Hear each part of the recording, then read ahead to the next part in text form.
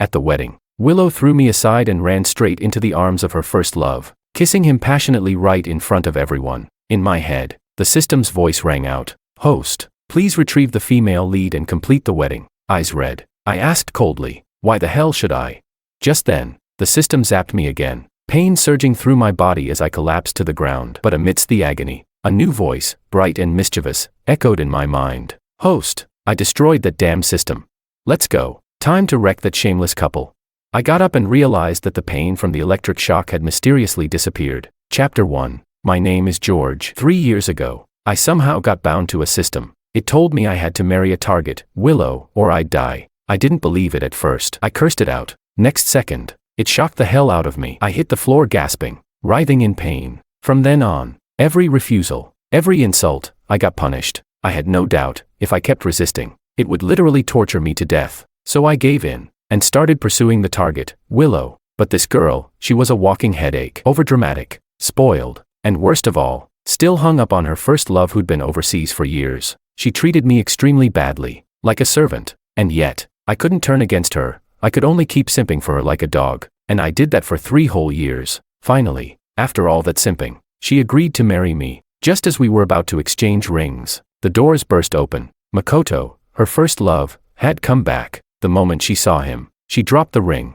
lifted her dress, and ran into his arms. They kissed like no one else was in the room. The entire hall went dead silent. Then came the whispers, eyes burning. I watched it all and let out a cold laugh. And that damn system, still barking at me to go talk Willow into coming back. Why the hell should I?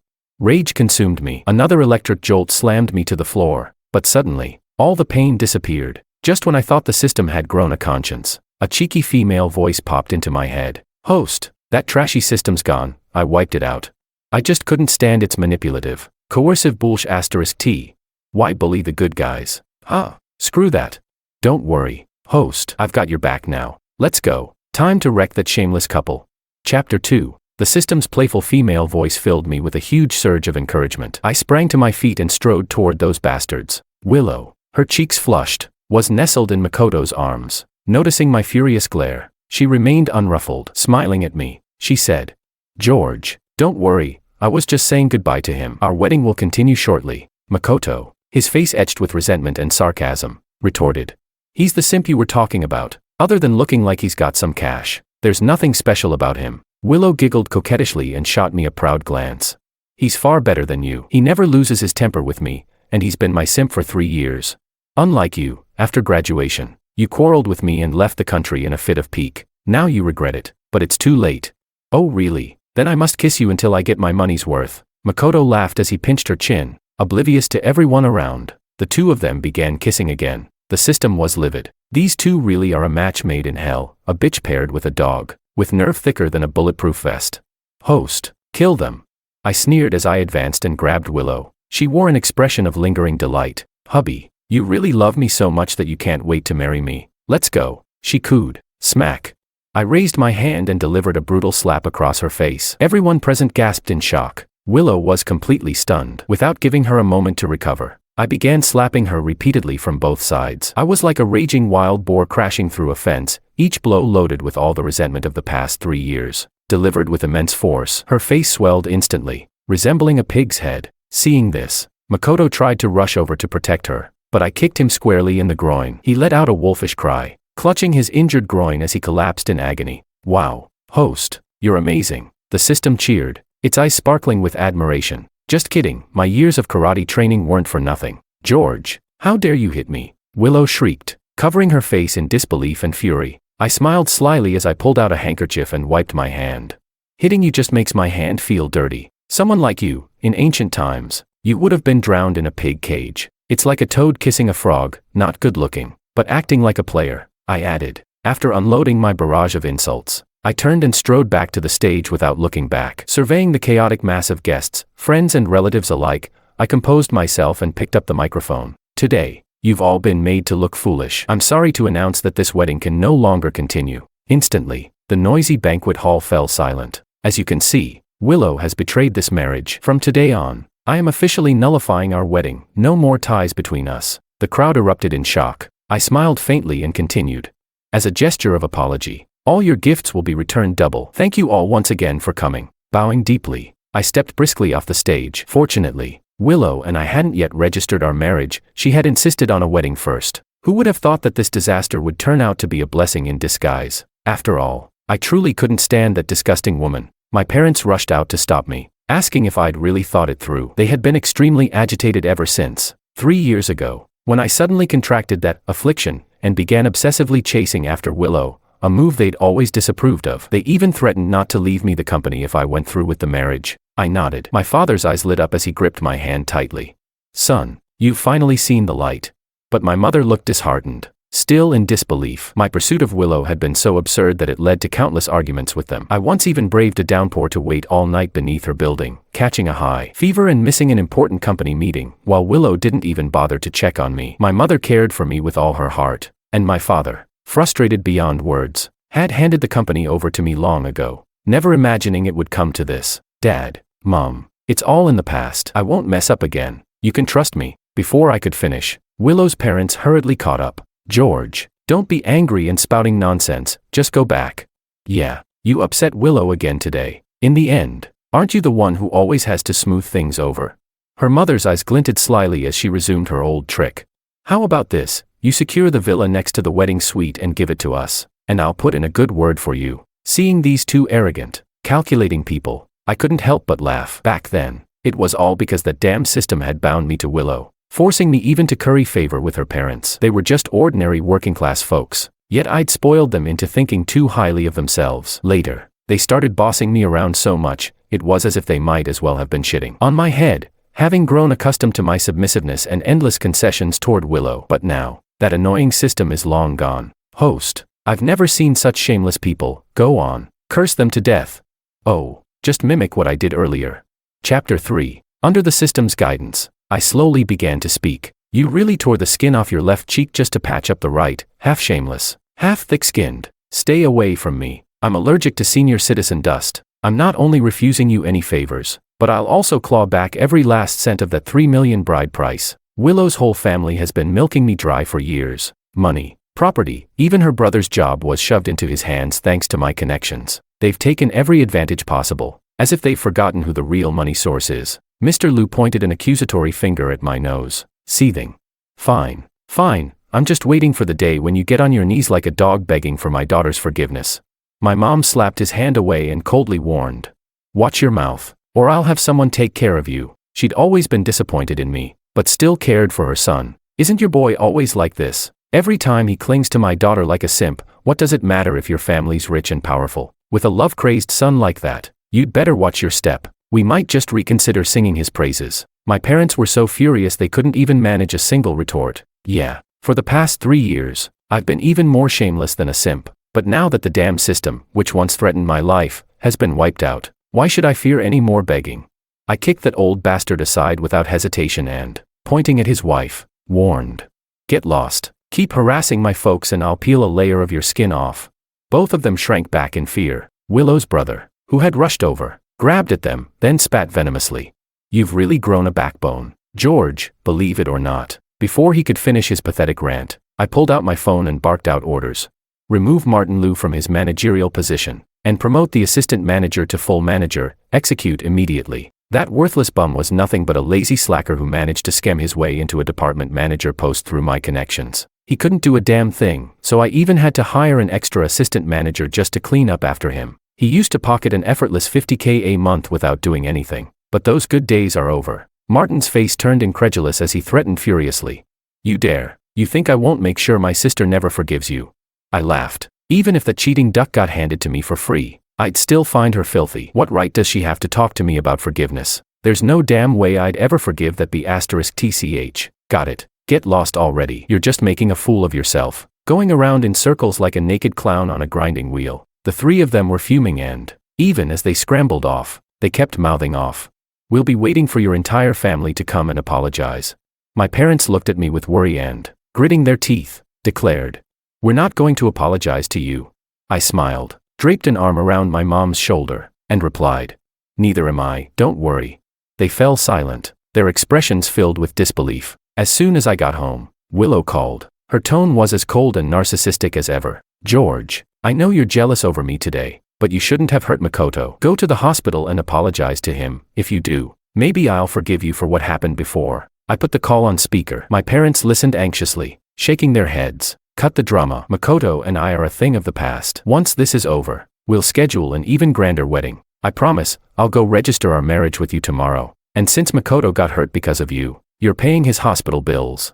For the past 3 years, no matter what conflict arose, I was always the one soothing her over. This was the first time she actually offered a way out. Everyone thought her concession was a favor to me, that it would cool my anger for good. Even my parents believed it. After she finished her whining, following the system's guidance, I slowly spoke.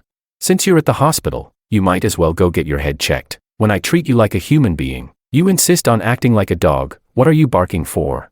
You're just like a mangy mutt that's eaten too much crap and can't help but burp stench across the phone. And paying bills, believe it or not. I'd kill you both and use the money to buy you a grave.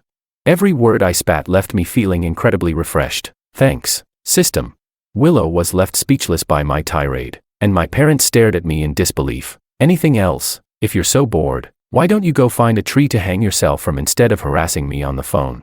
And while you're at it, use a toilet plunger to brush your teeth. Be a good little thing. With that, I hung up and blocked her. Before long, Willow, fuming, sent me a voice message on WeChat, cursing. What are you even pretending for, George? Do you think you can live without me?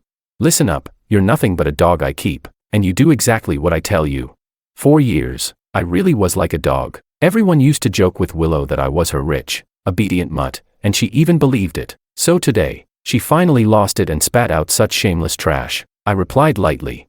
You know you're just a pile of shit. So go ahead and treat others like dogs. At least now your priorities are clear. Sis, good luck. After sending that, I blocked her for good, leaving her no chance to pester me again. My parents, watching my string of actions, let out a huge sigh of relief. Son, you've finally come to your senses. I couldn't really explain, and didn't want to worry them, so I just smiled and nodded. If it weren't for that brain-dead system that once bound me to Willow, I could have taken out 10 of her kind in a year. Chapter 4. After I had my lawyer reclaim the bride price and the marital house, Willow's family could no longer sit still. They all gathered outside my company, shouting for me. As soon as they saw me, Martin started yelling. Brother-in-law, why did you call for my dismissal? Knock it off, my sister already admitted her fault. Heh. That was the first time that little punk ever called me brother-in-law. Willow's eyes were red as her parents pulled her aside and pleaded. George, I know I was too spoiled before, you've beaten me and scolded me, but can't we just let it go? Her parents nodded repeatedly. Yes, we've already chewed her out pretty badly. Look at all the years you've been together. How can an outsider ruin it all? They continued. Our precious daughter has vented all her anger on you. We won't hold it against you. Let's call it even. Just as long as you agree to have the marital house changed to Willow's name, and compensate us with 800,000 for the bride price, we'll let you redo the wedding. Really shameless. Luckily, my parents had threatened them back then so they wouldn't take advantage of my villa. Otherwise, this situation would be downright disgusting. Seeing that I showed no reaction, Willow assumed I had softened. In a patronizing tone she said, yes, as long as you agree and compensate me, I'm still willing to marry you. Otherwise, I'll never forgive you in this lifetime. The system chimed in. Host, what exactly did you say back then? Even now she's acting like everything's fine. I scratched my head. Well, back when I was nearly electrocuted to death, I did say I'd die without you. I meant it literally, as in physically dying, but Willow's whole family took it to mean I was so in love I'd die for her. Ugh, that damn system ruins everything. Don't worry, host. No need to be embarrassed. The system soothed. Instantly, my spirits lifted, and I began to scrutinize Willow. Her frame was slight and scrawny, her skin dark, and her features could only be described as delicate. She did have a pair of moist, alluring, peach blossom eyes, but while they appeared affectionate, they were in fact utterly devoid of warmth. There wasn't a single trait about her that attracted me. Thinking back on how that damn dog system forced me to fawn over her for 3 years made me want to vomit. Noticing me appraising her, Willow lifted her chin proudly and glared. I told you, as long as you do everything I asked, we can still get married. I couldn't help but laugh. Miss Lou, did that slap the other day really knock some sense into your head? Get your illness checked at a hospital, don't come here barking like a dog. Everyone in your family, back off, I have trypophobia. People with too many tricks in their minds make my skin crawl. I waved over security. If this family shows up again, no need to notify me, just kick them out immediately. As I was about to leave, Martin lost it and cursed. Look at you, it's all your fault for cheating. You made me lose such a good job." Her parents joined in, blaming her. "Are you out of your mind? Why would you turn down someone with such good prospects to pick a pretty boy?" Willow exploded. "Makoto isn't a pretty boy. He's running an entire park overseas. He's 100 times better than this crappy corporation." "George, don't you ever regret this?" she pleaded. I only smiled and replied, "It seems the one regretting isn't me." That very night, when I got home, my parents happily uncorked a bottle of champagne. "Not bad. You actually held out for 2 weeks, good job." They cheered. I managed a bitter smile. Changing 3 years' worth of stereotypes isn't easy. To avoid their interference with my parents, I moved back into a new villa by myself. The interior was decorated entirely to Willow's taste, but seeing her chaotic aesthetic, I called someone to rearrange it. They worked quickly. In less than a day everything was replaced. I then lay back in my private bathtub, sipping red wine, completely at ease. "System, do you think Willow and her family have finally given up?" I asked. "Surely they won't come here to harass me again, right?" The system stayed silent for a moment. I called out a few more times until the system replied lazily, "Ah." Then suddenly, "Ah, ah, ah, ah, ah." A string of shrill screams startled me, followed by a barrage of over 10 different, non-repeating curses, typical of that perverted exhibitionist. I was completely stunned. "System, why are you cursing me like that? And such filthy curses," I demanded. "If you dare shout my name while you're bathing again, I'll kill you." The system gritted its digital teeth in fury. I began to feel uneasy. Honestly, I'd forgotten that the system's voice was female. After all, she was just a system. Seeing a woman shouldn't affect me, right? As if she knew what I was thinking, she sneered. In the next second, an electric shock hit me, and I was plunged into the bathtub. After gulping down several large mouthfuls of water, I struggled out of the tub and tumbled onto the carpet. Gasping for air, I pleaded repeatedly, "Dear lady, I'm so sorry, I was wrong. I promise I'll remember it from now on." After wrapping myself in a towel and soothing her with kind words for quite a while, she finally let out a reluctant hum of forgiveness. "Rest assured, for now, Willow's family won't bother you again," she said. As she spoke, a video began playing in my mind. Chapter 5. Willow's whole family was having dinner with Makoto. At the table, her parents were furiously slandering me, calling me a heartless bastard, while retelling the past 3 years of my simp history as if it were the saddest tragedy they'd ever witnessed. Her brother eagerly poured drinks and chimed in on cue. Willow looked at Makoto with teary eyes, her voice tender and affectionate. "Makoto, I've always loved you all these years. It's just, that simp was too persistent, and you were gone for so long. I had no choice but to agree to marry him. Thank God we didn't register the marriage, or that bastard would have gotten the benefit for nothing." Makoto leaned back in his chair, a cigarette between his fingers, smiling faintly. "Good thing I heard you were getting married and rushed back. These years, doing business abroad wasn't easy. But I never stopped thinking about you. I was so devoted to work I didn't date anyone else. I just came back to see you one last time. Once I saw you marry a good man, I could leave in peace." With his slick back hair, custom designer suit, and nonchalant demeanor, he really looked the part. Now and then, he casually glanced at his Vacheron Constantin watch or toyed with the Maybach keys on the table, drawing increasingly admiring glances from those around. "Makoto, only someone as big-hearted as you would let that crazy dog go. If it weren't for his parents, that simp wouldn't have money or status." Willow's parents were groveling, practically licking his boots. At their flattery, a flicker of displeasure crossed Makoto's face. He shifted uncomfortably, crossing his legs the other way. "Guess I was too gentle with him before. My sister's lucky," Martin chimed in, "to reunite with you before marrying the wrong man. He made sure to matchmake the two every chance he got." Makoto laughed heartily, promising to take Martin abroad with him to make big money. Martin, all fired up, shouted that they had to teach me a lesson before leaving. He just couldn't swallow this anger. Everyone else agreed enthusiastically, watching their scheming. I sneered. The system snickered. "Host, you really did act like a brainless fool before. No wonder they think they can walk all over you." Hee hee. Sigh. Fair enough. The next morning, I was jolted awake by loud knocking at my office door. "Boss Wong, you had your phone on Do Not Disturb, so I had to come find you." Ugh. My head ached. Must have been the wine last night. My assistant didn't even wait for me to get cleaned up. She dragged her laptop in front of me and shoved it at my face. "Heir of Wong Corporation abandons woman, drives her to suicide." On screen, Willow's parents sobbed dramatically beside a hospital bed. Willow lay pale on it, weak and frail. Her parents angrily pointed at the camera.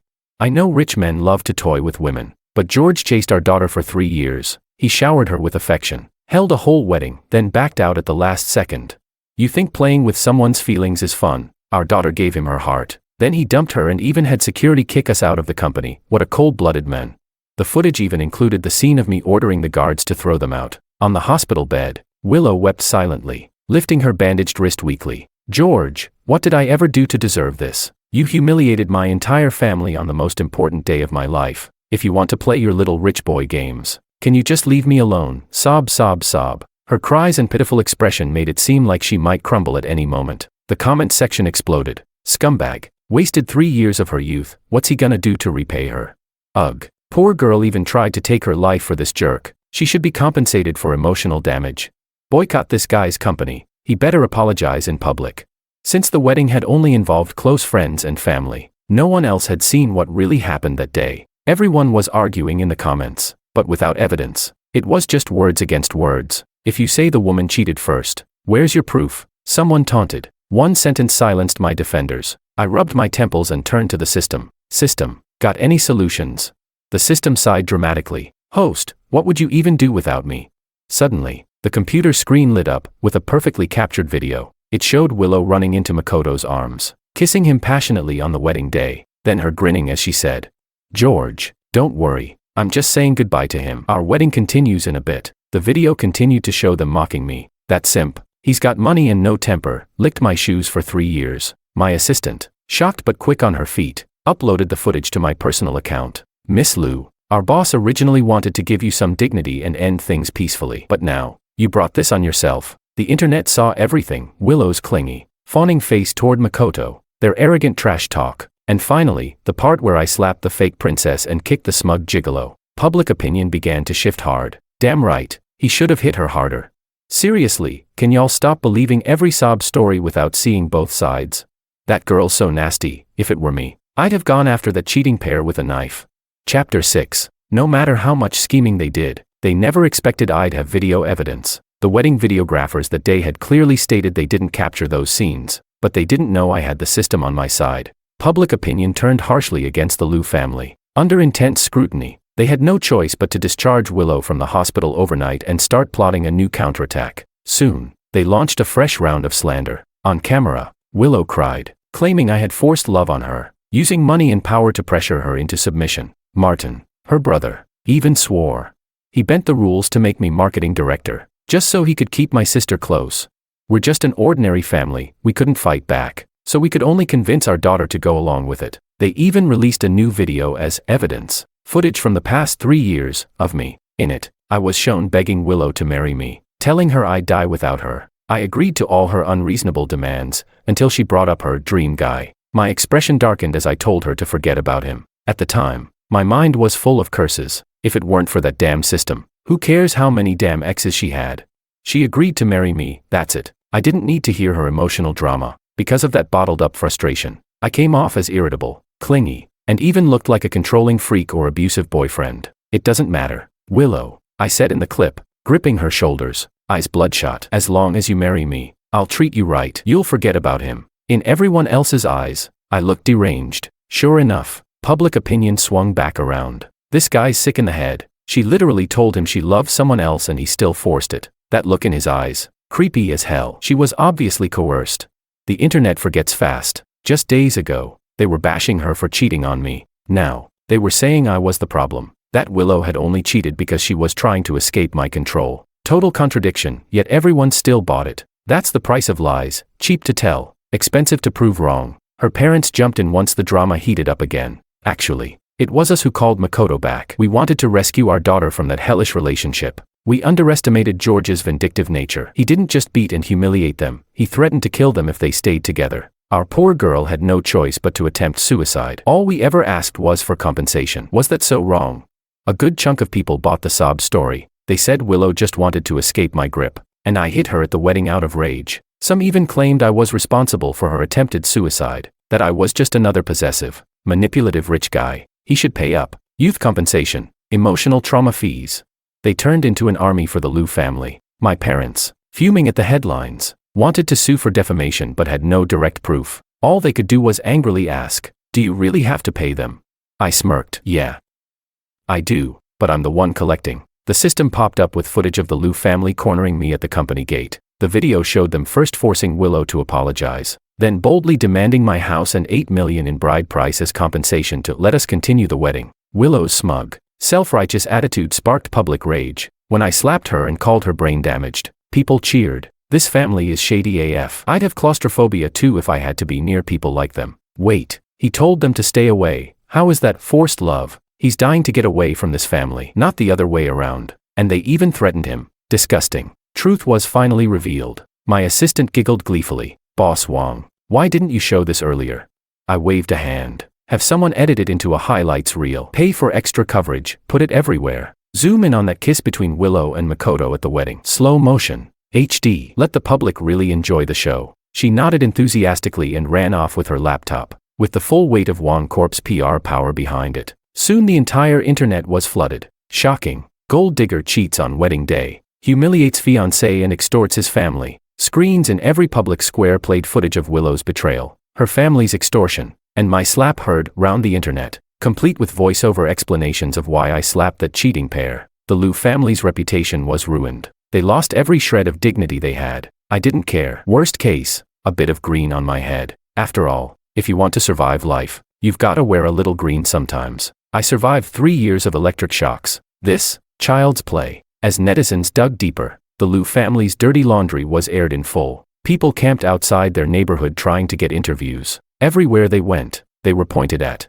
whispered about. Eventually, they had to go into hiding, too ashamed to even go home. I officially filed a defamation lawsuit against them for spreading lies and damaging my reputation, and my company's. The court ordered them to pay damages, and it hit hard. They had to sell their house, pawn their belongings, and even borrow money from Makoto just to scrape together the fine. Now homeless, the entire family shamelessly begged Makoto to take them in. In their eyes, he was their son-in-law, future husband, and brother-in-law all rolled into one. Makoto didn't turn them away. He arranged for them to stay in a suburban villa. Uncle, auntie, it's just temporary. Once we get our visas, we'll leave the country together. No more gossip, no more pointing fingers. We'll live a good life overseas.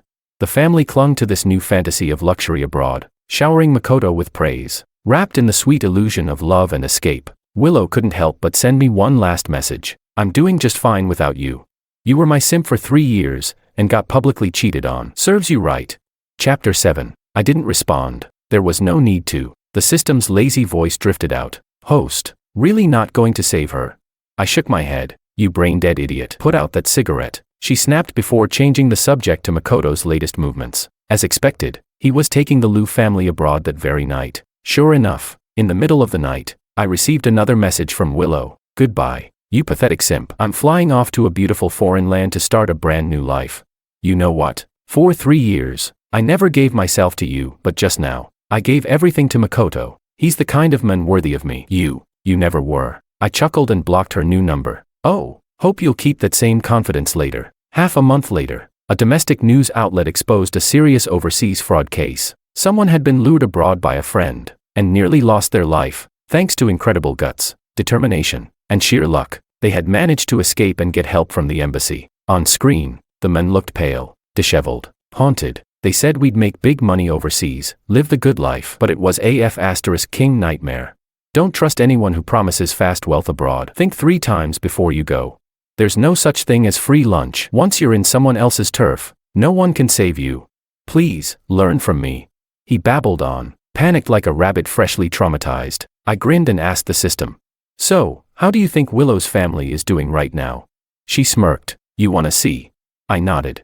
I didn't respond back then. Time to give her an answer. A visual feed appeared. A dim, damp room. Willow was curled up in a corner, barely clothed, bruised all over. I asked calmly. So, enjoying that new life of yours? Makoto treating you well? She jolted, eyes wide with fear, frantically looking around. She gulped, then whispered hesitantly. George? Before I could reply, she broke down, screaming for help. Please, save me. Makoto's not some park manager, he's working with the local underworld. He tricked us all here to do slave labor. My parents couldn't even use a computer, they've already been taken away. I asked about Martin. She froze. Something flashed in her eyes. Trauma. She clutched her head and screamed. No, don't hit my brother, don't hurt him. Her shouting brought someone to the door. Moments later, she was dragged out and beaten brutally. A man crouched down, lifting her chin. His grin was cruel. Makoto, why don't you listen, baby? He purred. Willow's mouth bled as she shrank into the corner, shaking her head. Clearly used to this, Makoto wiped his hands, spat on the ground. Your brother pissed off the boss. Unless you wanna end up like him, you better think fast. For old time's sake, I'll keep you around for a while. No promises after that. Once the door slammed shut, Willow collapsed, sobbing on the floor. Over and over, she whispered, George, are you still there? Please, save me. I don't care if you forgive me, I just don't want to die. Makoto, he's a monster, I replied coldly. This your so-called brand new life doesn't look that beautiful to me. She seemed to sense I was still there. Her eyes lit up, and she started apologizing again and again. I had already asked the system to locate her and call the police. Thank God, she was still in a motel, not completely lost. Don't worry, you're not a good person, but I'll do what I can to help. Until then, just keep Makoto happy so he doesn't beat you to death. I cut the connection. A few days later, Willow was rescued, thanks to the system's pinpoint location. Her parents were also found and pulled out from another location. Only Martin was on the brink of death when they got to him. That pampered brat had a nasty temper and a foul mouth. He pissed off the wrong people and was nearly beaten to death in a remote compound. Thankfully, they all made it out alive. Makoto, captured, and he'd be rotting in prison for a long, long time. On the screen, the Liu family kept thanking the country. Only Willow sobbed uncontrollably, whispering, I'm sorry, over and over to the camera. I closed the laptop with a smile and turned to the system. Why haven't I heard you cursing people lately? She huffed. Maybe because we're doing something more meaningful now. Thanks to her help, we reported multiple illegal operations and saved dozens of victims. I looked up and said sincerely, thank you, system. She mumbled sleepily in response, then went quiet. From that day on, no matter how many times I called her in my mind, she never answered again. Chapter 8. After losing the system, I threw myself into work, refusing to rest, numbing myself with endless tasks. When I couldn't sleep at night, I drank, smoked, and kept to myself. My parents noticed something was wrong. They figured it was time to introduce me to some new girlfriends. I didn't refuse. During countless blind dates, I found myself subconsciously calling out in my mind, hey, what do you think of this one? Doesn't she kind of look like Willow? This one? Nah, feels like she's only here for the money. This girl's cute. Should I try giving it a shot? She's gentle, pretty, and comes from a good family. If you keep ignoring me, I might actually date her, you know. Where did you go? I don't think I can live without you. Despite the dating, I kept finding reasons to walk away. Eventually, my parents had enough and called me home for dinner. All those girls we picked are top-notch. My mom said, even if they care about money, so what? We've got money. As long as she treats you well, that's what matters. She's marrying you, she's gotta want something, right? I sighed, rubbing my temples. It won't work. They're too shy, too gentle, too obedient. When I pretend to grab their hand, they don't even scold me. I smoke, and they just watch. They don't even tell me to stop. I don't like that type. I like someone who yells at me, someone who bosses me around. Yeah, someone who always calls me a pig-headed idiot. That last line officially made my parents think I was mentally ill. They exchanged deeply worried glances and silently reached a mutual agreement. We'd better take him to the hospital. A whirlwind of appointments, brain scans, full-body checkups. Results, I was perfectly healthy. I smiled bitterly, trying to reassure them. Mom, Dad, I'm really not sick. We've done every test already. Let's go home. But my mom huffed. You haven't gone to the psych department yet, and dragged me there too. After a full psychiatric evaluation, the doctor reported, aside from poor sleep, he's normal. Just then, the door burst open. A middle-aged woman stormed in crying, clutching a piece of paper. Doctor, you have to help my daughter. What's wrong with her? The doctor blinked. Didn't she wake up a week ago? The woman sobbed harder. She did, but ever since she woke up from the car accident, she's been talking nonsense. The doctor unfolded the paper and read aloud, frowning. Host, that damn system is gone. I destroyed it. Charge, wreck that cheating couple. You, pig-headed idiot, put out that cigarette.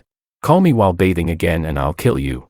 The woman broke down, wailing louder. Doctor, my daughter's brain must be damaged. Please, save her. But I could no longer hear anything around me. I stood up, pushed the door open, and there, on the bench outside, was a frail girl hooked up to an 4, her head wrapped in gauze. She was pale, small. Her long black hair hung smoothly over delicate features. The moment she saw me, her dull, grayish eyes lit up like stars. I walked toward her and sat beside her. Our eyes met. She looked at me and suddenly smiled. Host. You came to psych too. Life been hard lately. My eyes stung as I pulled her into a tight embrace. Yeah. I've been doing really bad. I kept thinking about you. Thought you were playing hide and seek with me. She froze for a second, then gently hugged me back. Wow, and you still found me. Behind us, her mother and my parents stood dumbfounded. Anna, who is this? George, who's this girl? We looked at each other, hands interlaced. Mom, Dad, you don't have to set me up on blind dates anymore. She's the one I've been looking for all along. Anna giggled and playfully punched me. Mom, this is the guy who stole my soul. We looked at each other and laughed. Actually, we've known each other a long time. This is just the first time we're meeting in person. No one's cursed me in weeks. It's unbearable. Quick, yell at me a little, I teased. She smacked me in the chest with a grin. Get lost, idiot.